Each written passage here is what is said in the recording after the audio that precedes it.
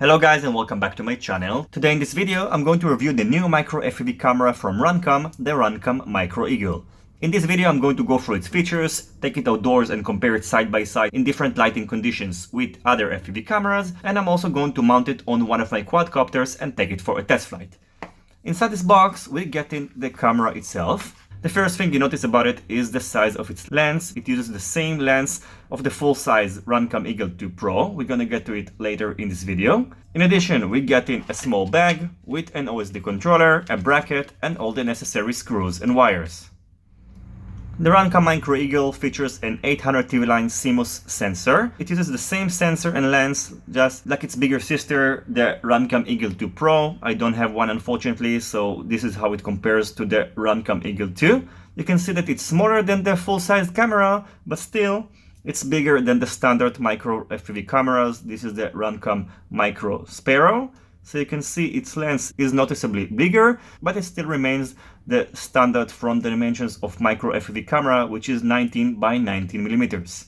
Unlike the Eagle 2 Pro, it doesn't have any built-in microphone, and it uses a 3-pins connector for the 5 to 36 volts in. Then you have the ground and the video, and it uses a separate connector for the OSD controller. The weight of the Micro Eagle is 8.81 grams, so it's heavier than the normal weight of a micro FPV camera, which is normally about 4.7 grams.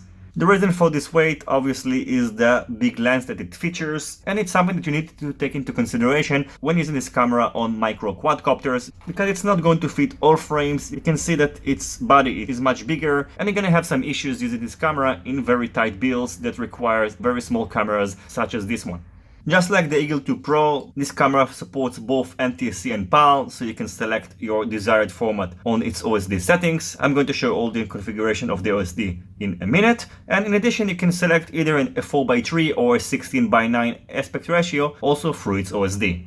Another thing that this camera is missing, unlike the standard micro FPV cameras, you can see over here we have 2 screws, but you don't have these screws over here, which means that if you want to use a Piggy VTX such as the TX200 from Runcam, it's not going to be as easy as just removing 2 screws and connect the appropriate connectors. You will need to use a double-sided glue or another way of mounting this VTX.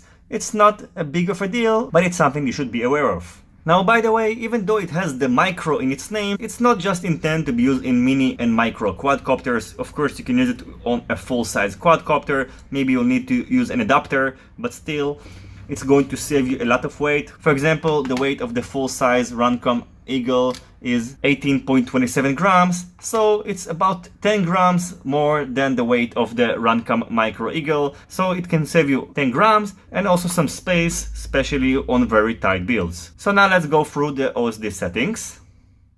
Pressing the middle button of the OSD controller is going to take you to the settings. The first configuration is the image configuration. You can set the max gain, the wide dynamic range, which its default value is 5, so you can change it between 1 all the way up to 6. You have the image enhance option. You can set the sharpness. You can set the detail between manual and auto. The edge can be set also between manual and auto. And the default setting is 6. It can be set between 0 all the way up to 15. You can also set the saturation between auto and manual. I'm going to leave it on auto. By the way, when I'm going to take it outdoors, I'm going to use the default settings. Then you have an option to mirror the image. You can also flip it. So if you need to mount the camera upside down, you can just flip the image. In addition, you can set the brightness. You also have a zoom in option. You can set it between 0, which means it's not going to use zoom. And you can also set it all the way up to 5. Moving next, we have the day and night option. You can set it between black and white, auto, and external, and color. The video format can be set between NTSC and PAL, so you can just press the left and right button in order to set it. And you can also do the same for the screen format. It can be set between 4:3 to a 16:9 aspect ratio. The language can be set between English to Chinese.